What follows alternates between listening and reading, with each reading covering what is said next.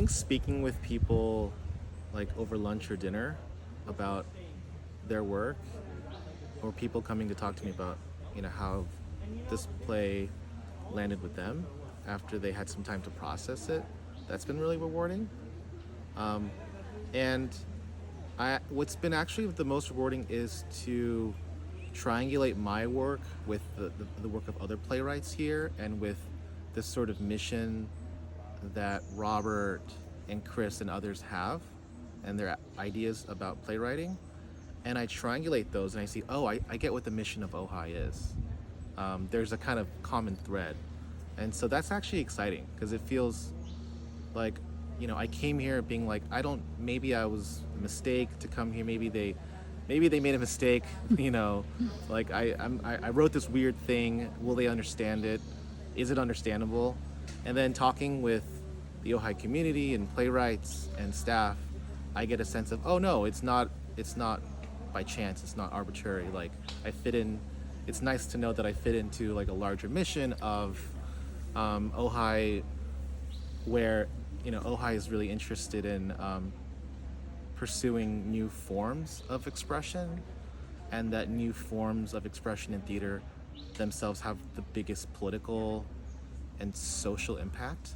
And I think that particular truth became revealed to me, and that's really powerful. This play is about 6 young actors who come together at a very odd and strange time of our recent present.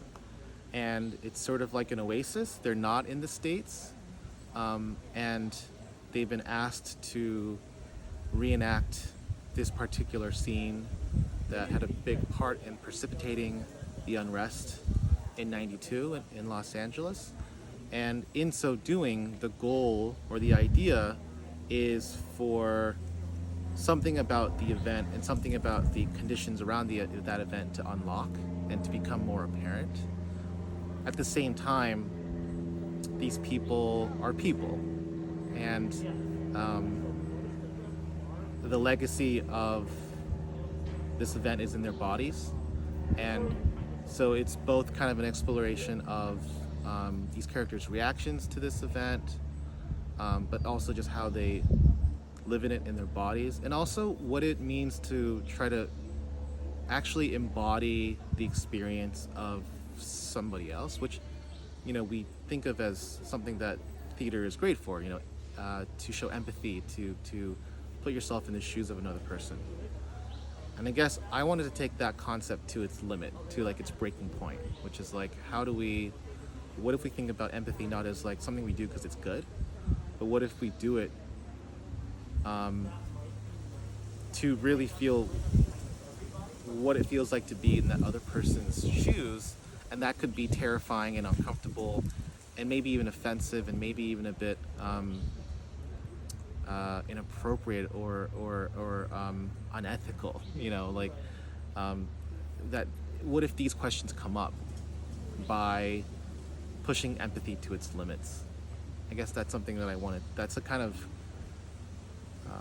a space that I wanted to explore in this piece. But the motivation behind my play was a couple different things. One was getting to know group therapy as a concept, as a theatrical concept, as something that you do and you come together and you can come in with people and experience certain things in your body, and embody certain emotions and stories, and come out very different. And that's what sort of drew me to group therapy as a therapeutic practice. And I wanted to apply that to the incident that happened in '92 with the LA riots, because I think it was an incredibly important moment for Korean Americans and Asian Americans in general. It was really a watershed moment in history, but what it means and what its legacy is and how it relates to the now, and how a generation that maybe were children at that time, or the children of parents who were directly affected by the unrest. That story hasn't been told. And so I was influenced by Anna Devere Smith's play Twilight, which is kind of the seminal play that's sort of about, the unrest. And, the play's focusing on a particular scene. Well, the play is focusing on a particular event that happened, where a Korean shopkeeper shoots and kills a young black girl in a liquor store, which was a big part of what incited the unrests in April of '92. And I think that element gets forgotten, which isn't to say that we don't live with it. We live with it. We live with the effects. We live with the causes, the conditions that precipitated that event, but we're not aware of it mentally. We're not aware of it. It's not in the kind of forefront of our minds. So, it's sort of that idea of, either you, if you're not aware of history, then you're just kind of redoing it. You're kind of reenacting it in a kind of involuntary, unconscious way. And I wanted to say, well, what if we actually reenact it in a conscious way? What would that look like? And so it was kind of exploratory in that sense. And, I knew that it was going to bring up kind of really challenging, ugly parts of how we think about race and class.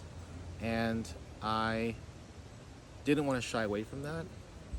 But I also wanted to create a space where we can think freely and openly about these issues. And we don't have to kind of run to prepackaged or kind of pre-made ideas and opinions that people may have. So it's sort of like, how do we think about an event that we may know about very closely, but how do we think about it anew? And at the same time, how do we think about an event that we've lived with, that affects us, but we might not be fully conscious of? Being able to have my first read-through of this play at OPC, it feels incredibly privileged, because everyone is so smart and everyone is so in tune with how the play lands with them. Like, what's interesting about it, what's different about it, what's worth pursuing, what isn't working. Like, people's reactions and comments are incredibly incisive and fine-tuned in a way that I feel like, again, is just a privilege, and I wouldn't find anywhere else. So to have that in a first read feels incredibly lucky. I feel incredibly lucky for that.